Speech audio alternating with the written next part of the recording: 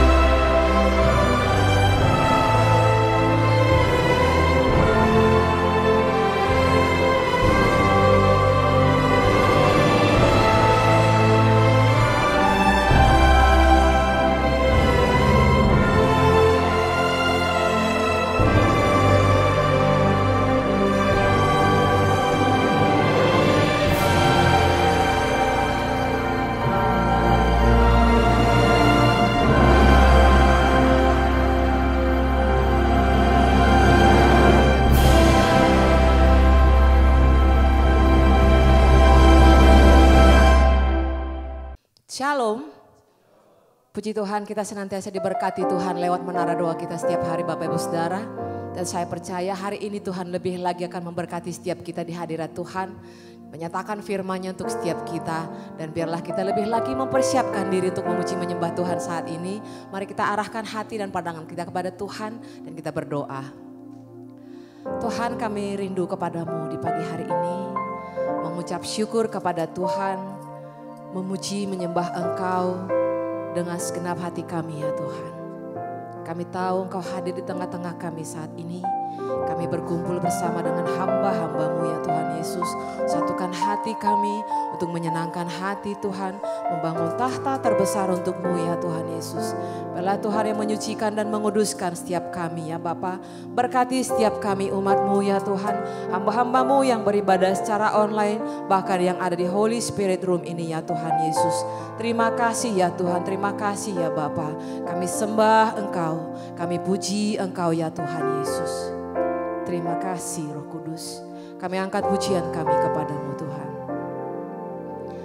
Bapa, ku datang mencari wajah-Mu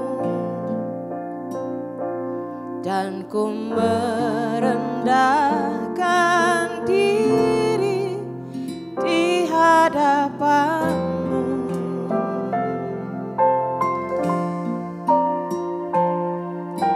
Yesus, ku sambut uluran tangan-Mu.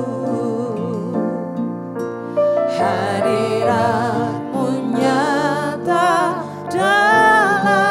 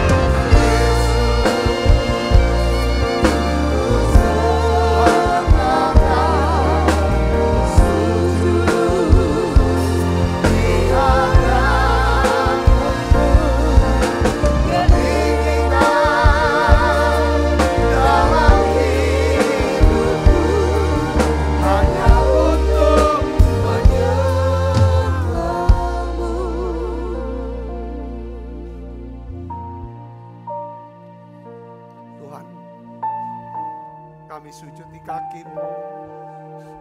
Terima kasih ya Tuhan untuk hadirat. Engkau ada di sini. Engkau ada ya Tuhan. Perbaharui setiap hati kami. Perbaharui hati kami Tuhan. Dalam kasih-Mu. Kita naikkan nyanyian lagi ini. Masuk hadirat-Mu Tuhan, dengan korban pujian. Masuk hadirat-Mu Tuhan,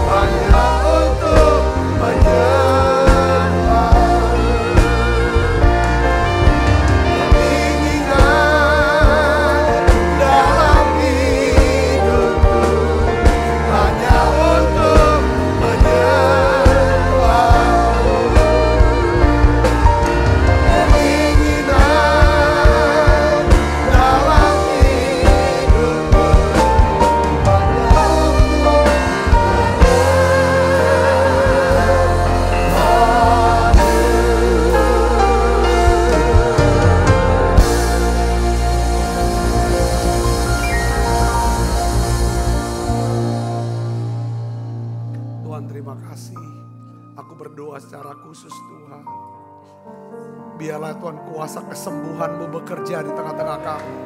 Semua yang sakit Tuhan sembuhkan. Semua yang sakit Tuhan sembuhkan. Tuhan, anak-anak-Mu yang sedang sakit kanker, di dalam nama Yesus, sembuhkan dia ya Tuhan. Mereka apapun sakit penyakit mereka hari ini, kami bersama dengan para hamba-hamba-Mu dari berbagai macam daerah ya Tuhan. Kami sepakat berdoa, biarlah kuasa-Mu bekerja ya Tuhan. Mujizat terjadi ya Tuhan. Tuhan, kami berdoa dalam nama Yesus. Terima kasih Allah.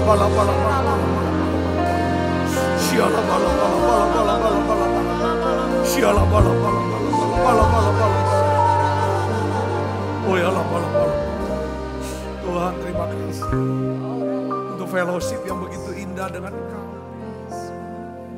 Bungkus kami semua dengan kuasa darah-Mu ya Tuhan. Berikan satu pengurapan yang baru buat kami. Berikan ya Tuhan hati yang lembut, untuk kami bisa mendengarkan apa yang Tuhan mau sampaikan buat kami. Kami bisa belajar ya Tuhan. Urapi hamba-Mu yang tidak ada apa-apanya, untuk dapat menyampaikan pesan firman-Mu dengan bahasa yang sederhana dan mudah dimengerti. dalam nama Yesus. Semua kita yang siap menerima firman hati gembira, sama-sama katakan amin. Tangan yang meriah. Silakan kembali Ibu Bapak. Shalom. Puji Tuhan, di menara doa ini saudara hadir hamba-hamba Tuhan yang luar biasa, Pak Victor, Pak Benny dari Semarang, dari Ujung Pandang, Makassar sekarang ya. Beberapa tim dari Ujung Pandang dan Makassar, juga hamba Tuhan dari berbagai desa, kabupaten, provinsi di Sumatera. Semua hadir di sini. Beri kemuliaan buat Yesus. Haleluya. Saudara yang mengikuti secara online, mungkin saudara tidak bisa lihat hamba-hamba Tuhan ini. Dalam beberapa hari ke depan kita akan adakan satu pertemuan para hamba-hamba Tuhan. Pakai istilahnya Pastors Conference. Jadi konferensi para hamba Tuhan ya, yang sebenarnya disponsori, dibiayai oleh dari Pak Benny, Pak Victor. Ini hamba-hamba Tuhan yang murah hati semua. Coba beri kemuliaan buat Yesus semua. Ya, kami di sini cuma host aja, ya tuan rumah. Saya senang sekali bisa kumpul, ini hal yang luar biasa. Kita sebenarnya sebelum pandemi tiap bulan kita kumpul. Dan ini setelah pandemi ini seperti start mulai lagi nih. Dari Ujung Pandang dan Semarang yang kasih apinya lagi buat kita. Ya, kita berdoa biar ke depan kita bisa ada fellowship lagi ya. Untuk ini kan. Nah, hari ini Ibu Bapak Saudara kasih Kristus, saya tuh ya ingin membagikan apa yang Tuhan taruh di hati saya. Ini sebenarnya untuk kehidupan sehari-hari ya, tetapi juga ini bermanfaat saudaraku untuk apapun ya, profesi kita, apa pekerjaan kita ya. Apa saudara ini hamba Tuhan yang sepenuh waktu, atau saudara pengusaha kah, atau kaum profesional, beberapa saudara mungkin ASN, TNI atau Polri ya.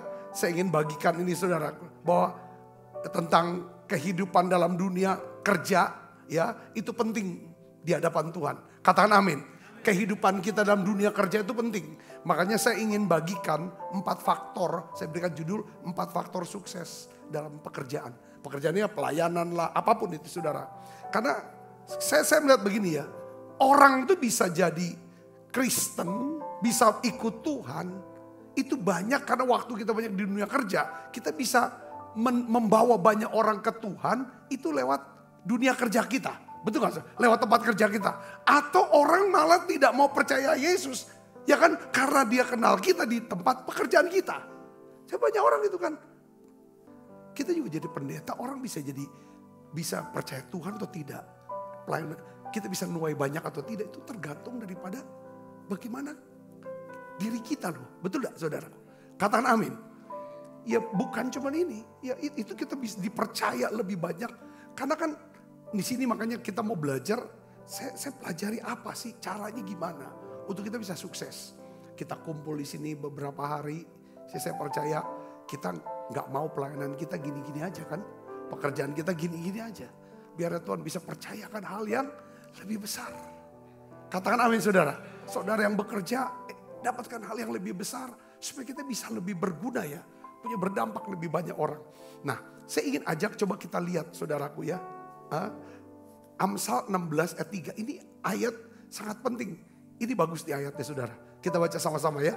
1, 2, 3. Serahkanlah perbuatanmu atau pekerjaanmu dan pekerjaan lain ya kepada Tuhan. Maka terlaksanalah segala rencanamu. Kalau dalam terjemahan lain, maka berhasillah, sukseslah pekerjaan kamu. Jadi ayat ini nampaknya sederhana ya. Tetapi kalau kita bisa pikirkan dalam, kita pelajari, renungkan lebih dalam, kita lakukan, ini dahsyat saudara. Ya, jadi di sini katakan apa? Ini janji kan? Janji Tuhan adalah terlaksanalah segala rencanamu. Atau berhasillah pelayananmu, pekerjaanmu.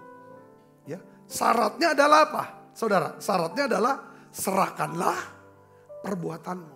Serahkanlah pekerjaanmu. Serahkanlah pelayananmu kepada Tuhan. Agar pekerjaan kita, pelayanan kita jadi apa? Berhasil. Nah sekarang pertanyaannya, gimana caranya kita nyerahkan? Supaya kita bisa berhasil. Karena gini saudara, kita seringkali berpikirnya ya saudara, kita harus bisa berpikir bahwa Tuhan tuh bisa bekerja melampaui daripada apa? Apa yang kita pikirkan? Apa yang kita doakan? Katakan amin saudara. Ya. Tetapi itu pun setelah kita apa? Doakan dan pikirkan.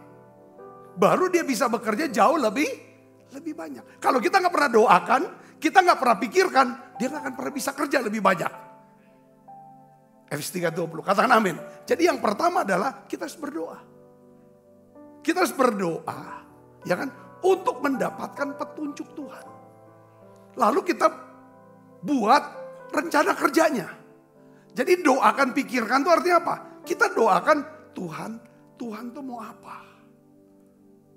Ya, apa yang harus saya kerjakan?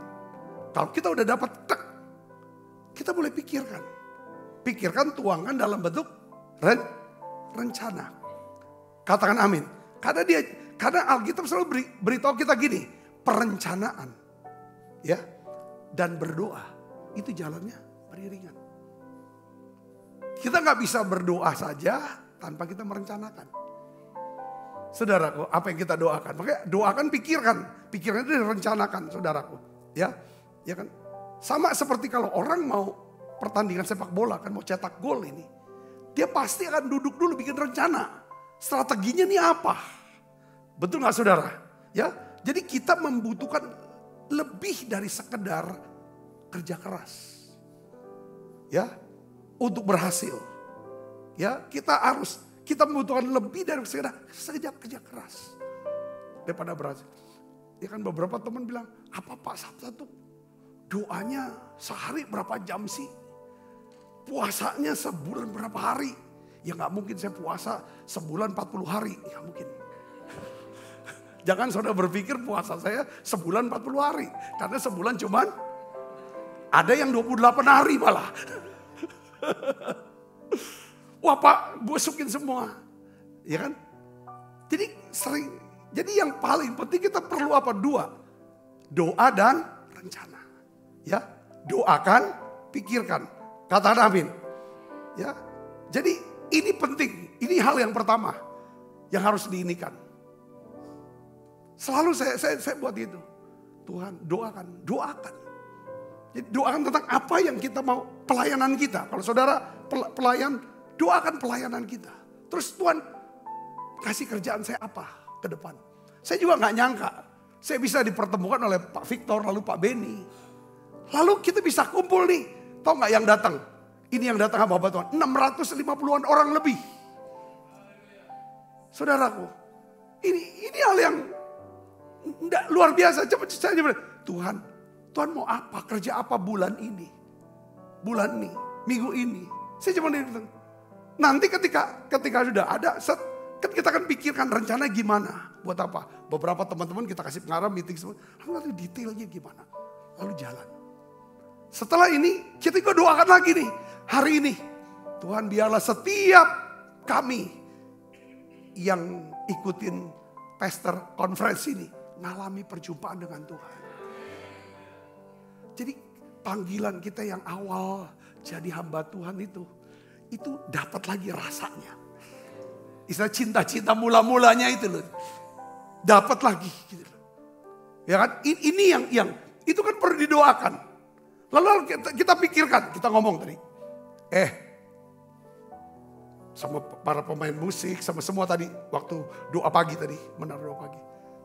Kayaknya kita perlu doa minta supaya Tuhan berikan nyanyian baru di mulut kita. Kan di kitab Yesaya katakan bahwa Tuhan akan menciptakan puji-pujian. Ketika Tuhan ciptakan puji-pujian buat kita. Jadi coba doakan dan minta, rencanakan. Lagu apa kira-kira yang kita akan nyanyikan nanti. Kadang kalau misalnya kita bisa nyanyikan nyanyian yang Tuhan mau kita nyanyikan. Itu akan mempermudah kita masuk hadirat. Lalu ada damai sejahteranya. Disitulah perubahan terjadi. Ayo kita berdoa yuk. Saya bilang, bukan cuma minta nyanyian baru. Kedua, kita minta firman-firman rema. Semua hamba Tuhan yang bicara. Itu seperti kayak butiran-butiran emas, butiran mutiara yang bisa masuk. Jadi kekayaan buat kita. Ya saudara, yang ketiga kita doa yuk. Supaya ada doa-doa profetik. Doa profetik kan doa yang diberikan Roh Kudus kepada kita. Untuk kita ucapkan. Kita doakan itu, iman kita naik. Jadi saudaraku, apapun dalam pekerjaan kita, apapun itu. Harus didoakan dan dipikirkan. Pikiran itu direncanakan. Dua ini. Karena bagi dialah yang dapat melakukan apa? Jauh lebih banyak. Daripada yang kita doakan atau pikirkan. Seperti yang ternyata dari kuasa yang bekerja di dalam. Jadi kuasa Roh Kudus yang dalam diri kita akan bisa bekerja. Kalau kita doakan, rencanakan. Kita doakan apa yang kita rencanakan. Kita rencanakan apa yang kita doakan. Dua ini terus turun hikmat. Ada kuasa. Apapun. Saudara bisnis apa? Dagang apa? Kerja apa? Doakan itu. Doakan, pikirkan, rencanakan. Detail kalau bisa. Saudara, rencananya. Katakan amin. Sampai saya bilang ini, nanti makannya di mana? 600 orang itu. Saya selalu tanya, makannya itu apa? Bagaimana prosesnya? Detailnya. Tidurnya gimana ini? Harus. Saya ngerti, katakan amin. Nggak bisa, udah nanti ngalirnya Tuhan. Nggak. Saya bisa ngerti, katakan amin. Saya ngatur gereja, saya udah datang sini. Ya kan? Satu yang saya bilang deh. Yang paling orang itu akan datang ke gereja, ke rumah. Dia akan masuk ke WC kita. WC-nya bersih atau enggak? Itu lihat ukuran kita. Ya istilahnya kan. Nah itu sampai detail. Saudara mau berhasil dalam pekerjaan. Dalam pelayanan saudara mau amin. Yang pertama harus ada doa dan rencana. Doakan, pikirkan. Nah yang kedua, ini semua sederhana saya mau bagikan. Yang kedua adalah kita harus selalu mengasah apa? Keterampilan kita. Maksudnya belajar dan berlatih. Belajar dan berlatih. Ya saudara, invest ini nih saudara. Di sini. Ya, dari sini hati makin lama makin besar. Dengan hikmat, dengan pengetahuan dan pewahyuan. Di sini makin cerdas. Ya, jadi cara kita menyerahkan pekerjaan kita supaya Tuhan bisa buat berhasil terlaksana adalah apa? Yang pertama doa dan rencana. Yang kedua adalah kita harus terus belajar dan berlatih. Asah. Pengkhotbah 10 ayat 10 kata apa? Jika besi menjadi apa? Tumpul. Dan tidak diasah, maka orang harus apa? Memperbesar tenaga. Tetapi yang terpenting untuk berhasil adalah apa? Dalam terjemahan lain adalah skill. Terjemahan lain tuh skill. Keterampilan. Makanya sekarang tuh saudara tahu ya. Ya, saya ngobrol-ngobrol. Ada beberapa perusahaan. Dia tuh nggak pusing dengan ijazah. Dia nggak peduli dengan kamu lulusan apa dan apa. Yang dia mau tes adalah apa saudara? Kamu bisa apa? Aku mau cari orang yang bisa begini. Dia tes langsung. Saya ngerti, bukan berarti gak boleh sekolah. Kalau itu kan jalurnya kan macam-macam. Jangan cuma andalkan ijazah. Tetapi akhirnya gak bisa apa-apa. Bukan berarti gak boleh sekolah teologi ya. Harus. Saya juga minta anak saya ada kesempatan kamu sekolah teologi ya. Tapi poin yang paling pentingnya adalah saudara dan saya harus belajar dan berlatih. Kalau kita belajar, maka kita akan jadi apa? Terpelajar. Kita bisa tahu, punya pengetahuan. Kalau kita berlatih, maka kita akan terlatih. Makin ahli kita jadinya. Katakan amin saudaraku. Ya, jadi maksudnya begini saudaraku. Ini harus ibu bapak di sini kita kumpul kita pengkhotbah. Ya, kita tingkatkan skill berkhotbahnya. Betul gak saudara? Khotbah mungkin yang relevan gitu kan. Bagaimana nada suara, kata-kata. Ya kita bicara dengan siap. Itu kan kita belajar komunikasi. Ya kan bukan tentang apa yang mau kita ngomong. Tetapi apakah pesan ini memang dari Tuhan dan memang cocok relevan dengan yang dengar. Saudara bisa mengerti sini, katakan amin. Kita harus belajar. Ya kan saudara yang kerja. Ya kan saudara jangan kerja. Yang penting udah selesai. Tidak bisa kerja kayak gitu. Sementara saudara bekerja, saudara harus pelajari bagaimana peningkatannya. Bagaimana peningkatan. Ya kan? Dan itu caranya saya bisa baca literatur. Saya bisa dengar podcast yang tentang sehubungan dengan pekerjaan saudara. Atau saya bisa belajar dari seseorang yang mengerti. Katakan amin. Jadi saya melihatnya begini saudara ya kan. Yang kita butuhkan sekarang nih maksudnya besi. Saudara dikatakan begini. Jika besi tumpul dan tidak diasah, orang akan memperbesar tenaga. Maksudnya kalau kapak kita ini tumpul, pasti kan memerlukan tenaga dan waktu yang lebih banyak, ya kan? Dengan hasilnya yang sedikit. Tapi kalau kapak itu tajam, saudara, ya bisa menghasilkan apa saudara? Tebangan yang lebih cepat, lebih banyak dengan hasil yang lebih banyak. Katakan amin. Jadi intinya dalam hidup yang Tuhan mau dalam hidup kita adalah kita tuh harus peka. Bisa peka, bisa tajam. Semakin terampil. Katakan amin saudara. Kalau kita sebagai hamba Tuhan, sebagai orang Kristen, apa sih keterampilan kita yang harus kita buat? Kepekaan. Ini Tuhan maunya ini loh. Hati Tuhan tuh kayaknya berduka gara-gara aku ngomong seperti itu. Kita bisa tahu gitu saudara. Saya katakan amin. Kayak Tuhan senang banget ya dengan keputusan saya ini. Satu hari saya lagi doa saudara. Lagi doa. Doa pagi di rumah. Saya ingat Senin itu. Tiba-tiba terlintas ada wajah salah seorang pengerja. Langsung saya telepon dia. Saya lihat, waduh hari Jumat dia ulang tahun, saya lupa kasih ucapan selamat lagi. Itu hari Senin saudaraku. Sudah saya angkat telepon. Sorry ya, pas saya angkat telepon. Saudara tahu gak? Pengerja ini nyambut saya dengan apa? Dengan tangisan. Meledak.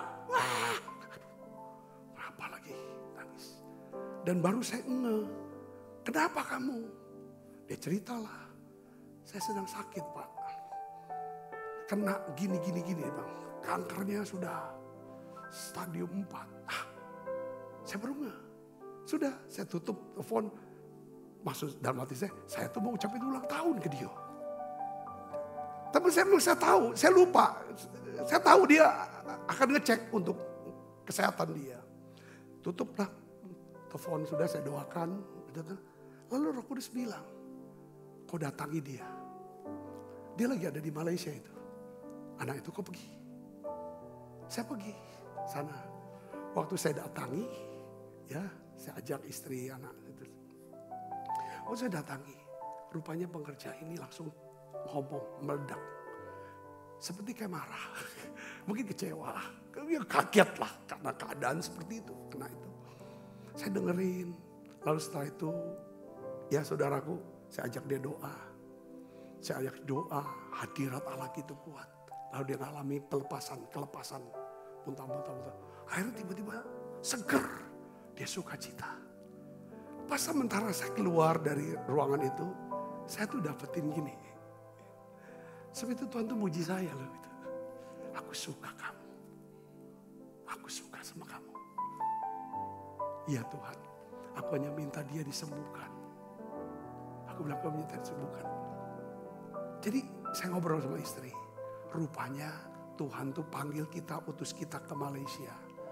Ya kan, rupanya anaknya ini lagi marahan sama Tuhan. Aku datang supaya untuk damaikan. Ida, Tuhan baik kok. Kamu dapat ini, gak usah marah sama dia. Gak usah kecewa sama dia. Ya kan? Langsung pulih. Saudaraku. Dan pada waktu dia harus pulang ke Palembang lagi. Dia lihat lagi bagaimana kebaikan Tuhan.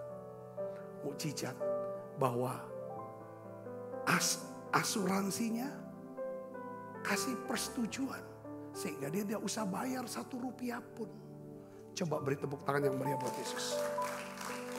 Katakan amin. Kadang ada hal-hal kecil detail. Jadi poin yang harus kita harus asah keterampilan kita.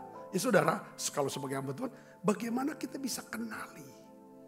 Ya kan saudara, kehendak Tuhan tuh maunya apa sama kita. Lakukan aja. Walaupun itu mungkin merepotkan, menyusahkan, apa sih, lakukan. Itu saya percaya dahsyat urapannya. Saudara percaya, katakan amin. Ya. Dan keterampilan terus diasah tuh macam-macam dalam bidang apapun. Saudaraku, dalam segala bidang. Nah, caranya kita mengasah keterampilan, pertama-tama caranya apa? Saudara coba dulu, coba. Satu hari, saudara pernah kan, saya ajak jemaat waktu doa pengurapan ya. Coba berdua. Ayo, nih Tuhan yang saya dapetin dari Tuhan ini, saya belajar, ya kan, supaya mereka tuh coba latihan. Ya, latihannya begini, untuk dengar suara Tuhan. Ya, dengar suara Tuhan.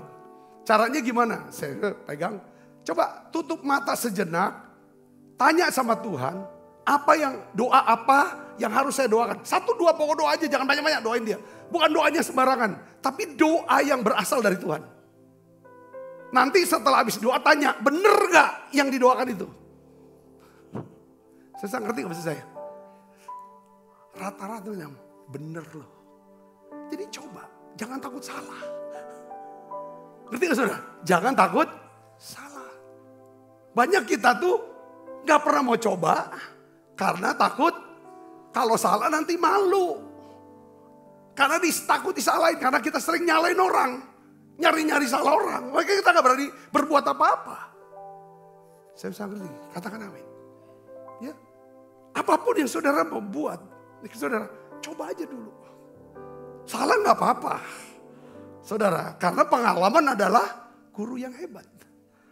Tetapi kalau kita mau cari pengalaman dengan buat salah kan gak ada waktu nanti.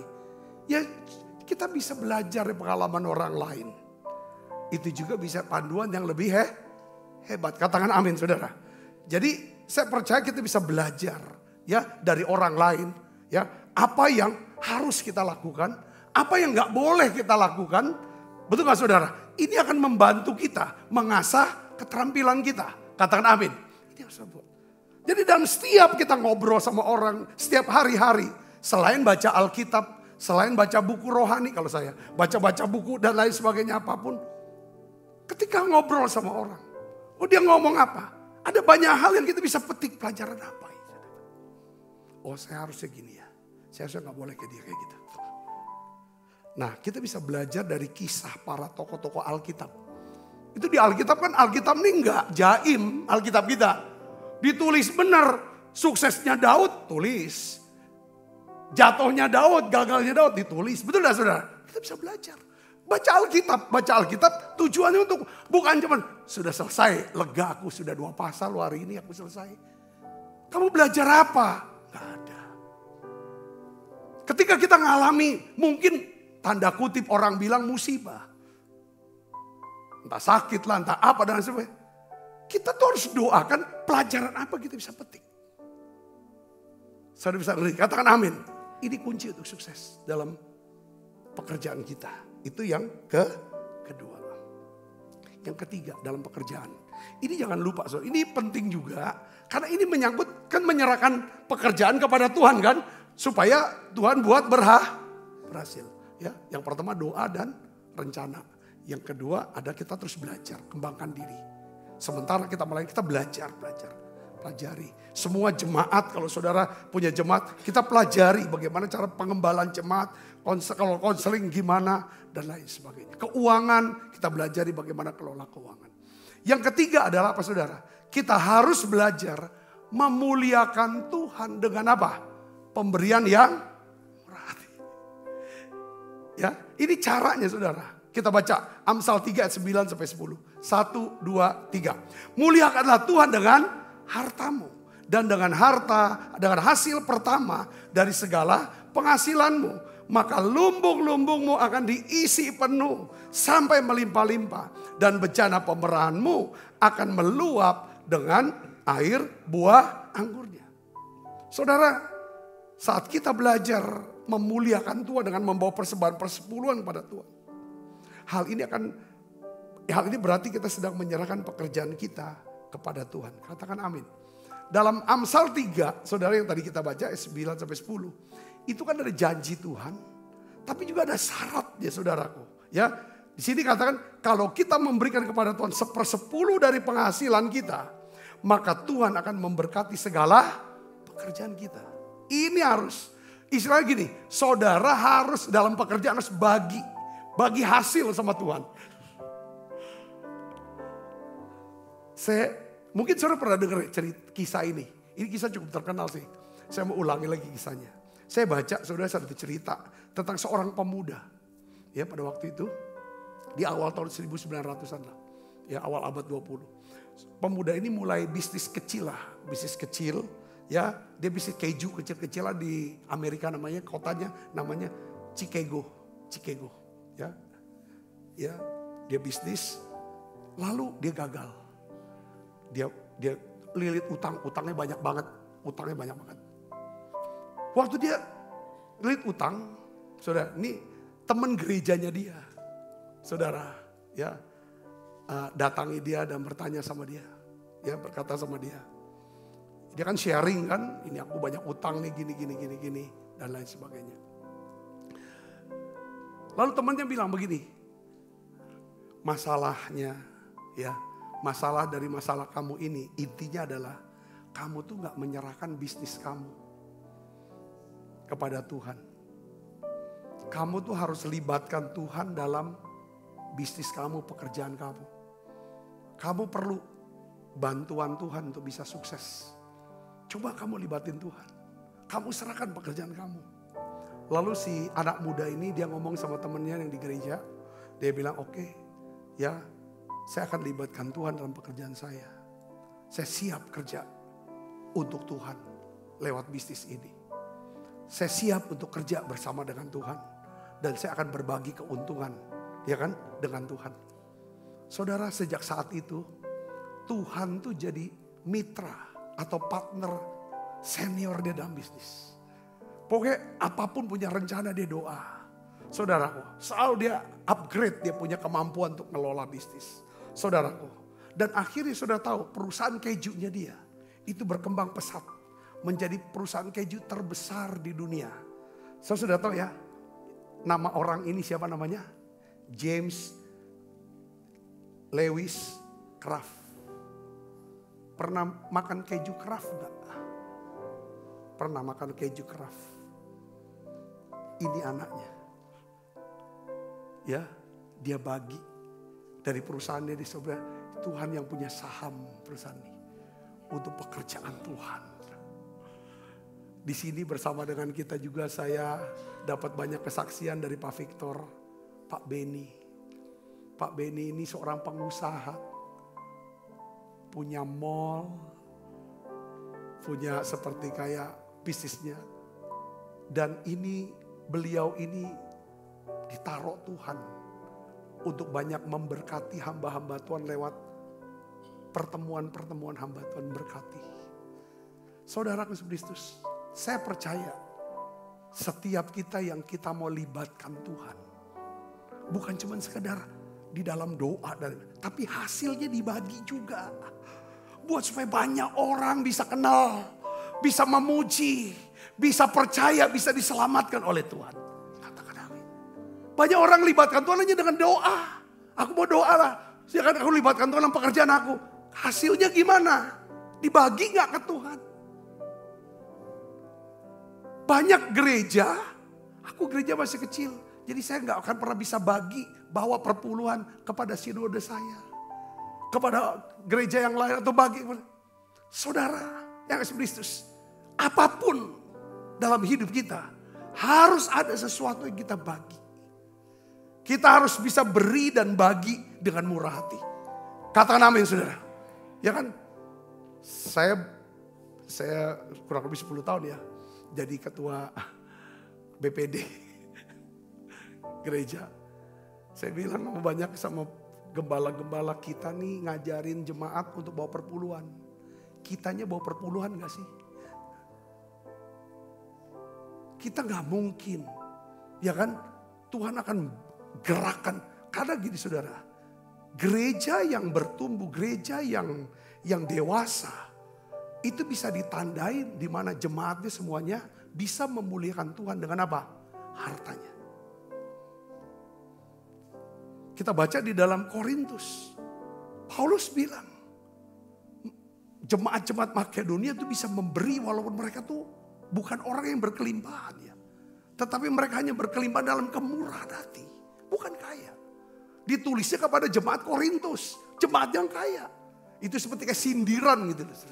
Ngomong sama orang kaya, kita sedang kasih contoh dia ada orang yang sangat kekurangan. Tapi dia bisa perhatikan pekerjaan Tuhan dengan uangnya. Itu yang ketiga, kita harus berbagi. Katakan amin. Saya bersyukur, ya kan saudaraku, sampai hari ini, ya kan, kita bisa tetap dalam anugerah Tuhan. Saudara mau berhasil dalam pekerjaan saudara, katakan ada yang kita bisa bagi untuk Tuhan. Ya oke, bagi untuk keluarga, untuk saudara, untuk orang. Tapi harus pastikan yang harus kita bagi keuntungan ada untuk pekerjaan Tuhan. Supaya Injil bisa diberitakan. Amin, so, itu beda saudara. Saya 10% kasih ke yatim piatu, itu lain. Yang keempat, kita harus memiliki komitmen dan ketekunan. Ini penting saudaraku, ya. Hal keempat, cara kita menyerahkan pekerjaan kita kepada Tuhan adalah kita harus memiliki komitmen dan ketekunan. Amsal 21 ayat 5, kita baca sama-sama yuk. 1, 2, 3. Rancangan orang rajin semata-mata mendatangkan kelimpahan. Tetapi setiap orang yang tergesa-gesa hanya akan mengalami apa? Mau buru-buru, akan mengalami kekurangan. Jadi kita akan mengalami yang namanya kemenangan dan menjadi sukses. Kalau kita tuh bisa bertahan lebih lama. Kita bisa bertahan lebih lama dari apa? Dari pengkritik kita. Saudara sebagai pemimpin, kita juga jangan pikir banyak orang yang suka. Banyak juga orang gak suka. Tapi buat gak ada pusing dengan yang kayak gitu-gitu. Tapi poinnya adalah kalau kita mau berhasil, ya kita mau ngalami kemenangan, saudara harus bisa punya apa? Komitmen tekun terus. Jangan hanya diomongin sebentar langsung menyerah. Saya ada satu, mungkin ada cerita, saudara pernah dengar gak cerita ini tentang, ya kan, ada kayak pemimpin di Inggris gitu loh. Namanya Duke of Wellington. Dia sukses menaklukkan Napoleon Bonaparte. Ini kan pemimpin Perancis yang hebat sekali, panglima saudara. Dia bisa taklukkan tentara Perancis ya di Waterloo waktu itu. Saudara, lalu ditanya sama wartawan ya, orang Inggris ini. Gimana kok tentara Inggris kok bisa begitu sukses menaklukkan tentara Perancis? Saudara tahu gak jawabannya? Jawabannya unik. Jawabannya dia berkata begini. Karena tentara Inggris telah dilatih untuk selalu bertempur 5 menit lebih lama. 5 menit lebih lama dari para musuhnya. Apa maksudnya? Karena kebanyakan kita ini terlalu cepat nyerah. Maka jadi kalah kita. Dia bilang latihannya lebih lama daripada tentara lain.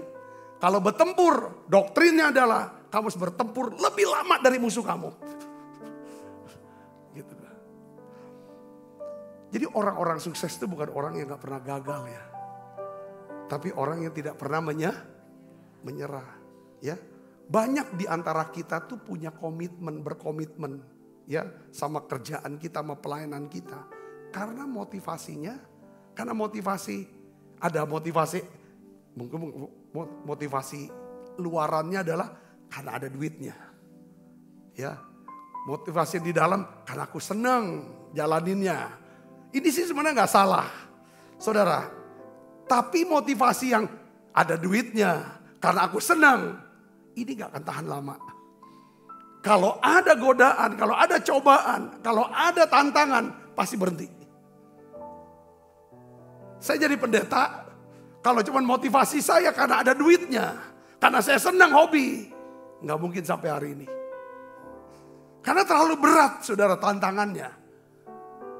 Karena musuh yang gak kelihatan ini bisa gerakan banyak orang dan berbagai keadaan untuk hajar hantam kita. Setuju gak? Kalau cuma motivasinya duit atau karena senang melayani, selesai kita. Motivasinya harusnya adalah apa saudara? Motivasinya adalah semua yang aku putuskan, yang aku ucapkan, yang aku lakukan semata-mata untuk nyenengin Tuhan. Hanya untuk Tuhan. Gak ada yang lain. Aku siap direpotin, disusahin, korban apapun. Karena yang aku lakukan semata untuk Tuhan. Bukan untuk aku. Bukan untuk penting aku. Gak ada yang aku mau ambil. Kalau saudara, kalau kita komit nih. Ya punya komitmen ketekunan seperti ini. Ya kan? Saya yakin kita bisa tahan. Saudara bisa katakan amin. Kadang-kadang ya pelayanan kita atau kerjaan kita, usaha kita. Tuhan tuh gak tunjukin hasil loh. Gak kasih lihat hasil. Wah kok gerejanya gak sebesar dia sih? Kamu gerejanya kan? Enggak. Tuhan yang mau komitmen, ketekunan, kesetiaan kita. Titik. Jalani dengan motivasi apa? Karena untuk Tuhan. Saya mau kasih tahu, saya mau kasih kenal. Saya ceritain di teman saya. Saya punya teman misionaris dari Amerika. Dia melayani di Papua. Itu udah mungkin 40-an tahun ya. 40-50 tahun yang layani. Itu kawan dekat sama saya. Sampai terakhir saya ketemu, dia orang Seattle. Saudara orang Seattle, saya sempat ketemu di Seattle waktu. Satu hari dia pada cerita. Dia tuh diutus, sama-sama diutus. Temennya diutus ke Amerika Selatan. Satu suku yang jumlah sukunya cuma 300 orang. Saudara, dia diutus ke Papua. Saudara tahu, ya dalam perjalanan waktu, saudaraku, dia tuh dipanggil Tuhan untuk apa? Bukan cuma nginjilin, temannya ini perempuan juga. Saudara, tapi untuk menerjemahkan Alkitab ke dalam bahasa suku itu. Yang 300 orang ini. Dia puluhan tahun dia kerja terjemahin Alkitab. Cuma Alkitab sambil nginjilin gitu satu-satu. Semua sudah percaya. Sudah mulai percaya sama Tuhan. Semua sudah percaya. Dia tulis. Saudara sudah mau selesai konsepnya, sudah selesai semua. Mau tinggal cetak. Saudara tahu apa yang terjadi? Suku lain dari daerah lain yang lebih kuat nyerang suku ini. Semua 300 orangnya tuh mati terbunuh. Dia selamat karena dia boleh pulang dia. Dia terpukul, dia bilang Tuhan puluhan tahun aku di pedalaman. Kerja untuk terjemahin Alkitab. Ini siapa yang baca? Cuma saya yang bisa baca. Yang bisa ngerti, yang lain tidak ada. Itu nangis lama dia doa. Kecewa dia sama Tuhan. Kayak setengah marah sama Tuhan. Kayaknya dia buang hidup dia tuh sia-sia.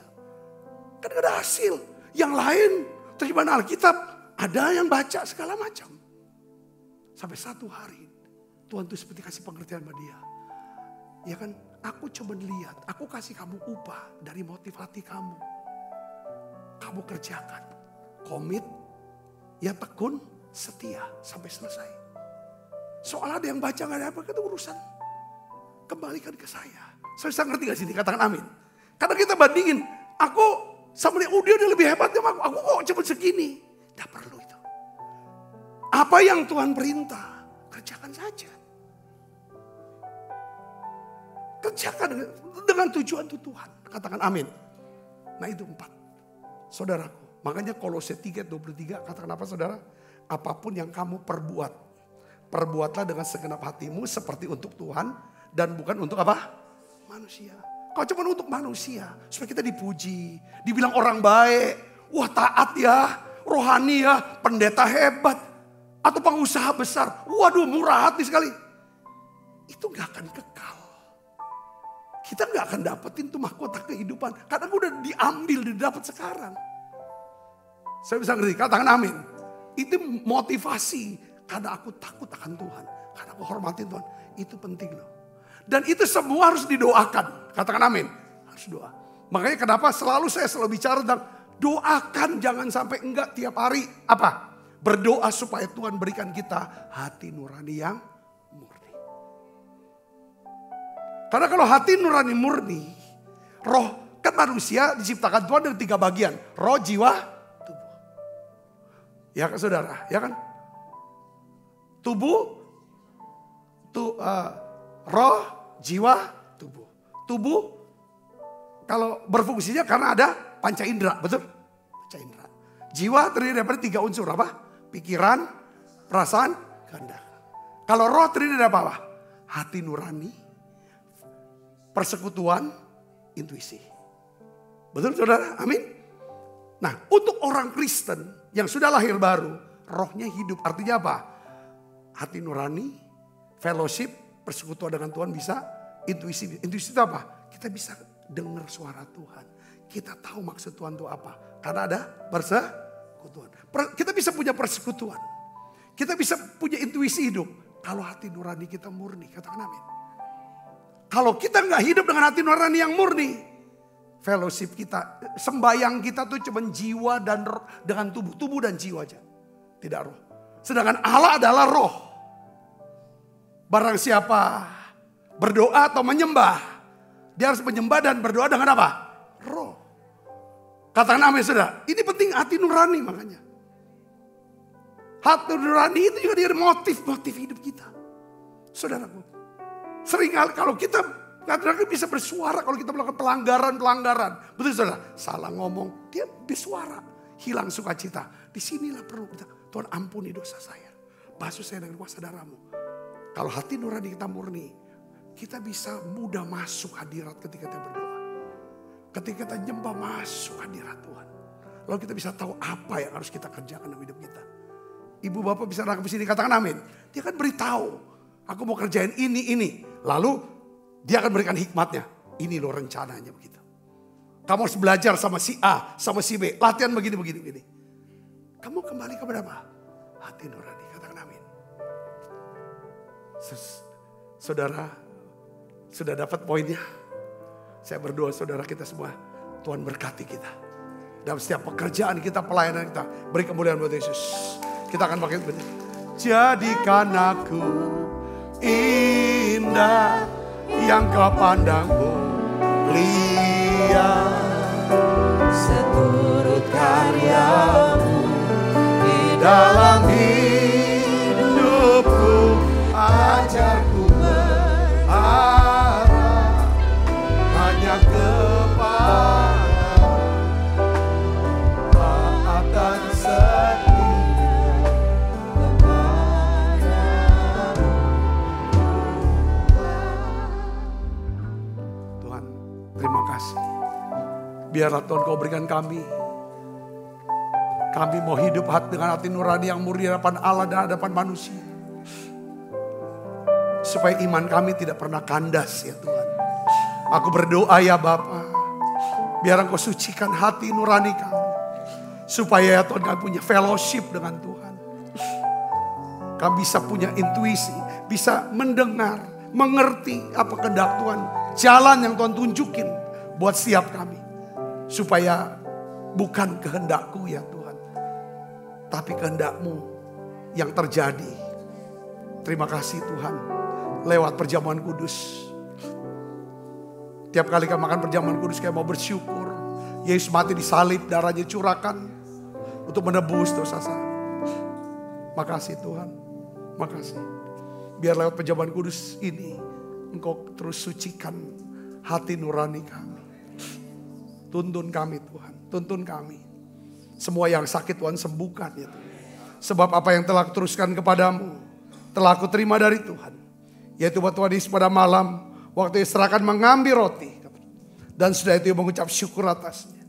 Ia memecah-mecahkannya dan berkata, inilah tubuhku yang diserahkan bagi kamu. Perbuatlah ini menjadi peringatan akan aku. Saudaraku, bukankah roti tangan kita ada persaudaraan kita dengan tubuh Kristus? Mari makan dalam nama.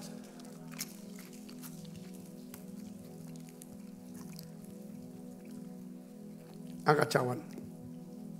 Demikian juga mengambil cawan sudah makan berkata, Cawan ini perjanjian baru dibuat rekan darahku.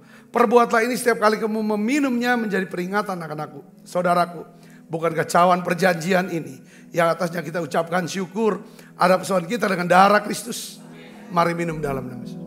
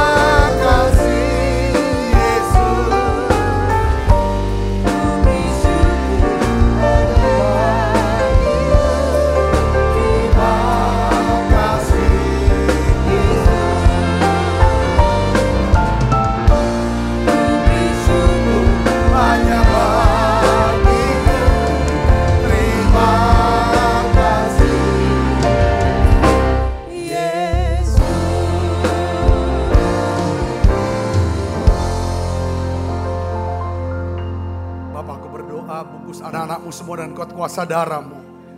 Malaikat Tuhan berpasukan melangkah hidup kami semuanya. Limpah rahmat rezeki Tuhan berikan. Kesehatan, kekuatan menjadi bagian hidup kami semua. Kekasih Kristus, terimalah berkat yang berlimpah-limpah daripada Allah Bapa. Di dalam anaknya yang Tuhan kita Yesus Kristus. Persoalan yang manis Roh Kudus menyertai kita semua mulai saat ini sampai Yesus datang menjemput kita permai dan sampai selama-lamanya. Semua kita yang percaya berkati sama-sama katakan amin. Tuhan berkati saudara semuanya.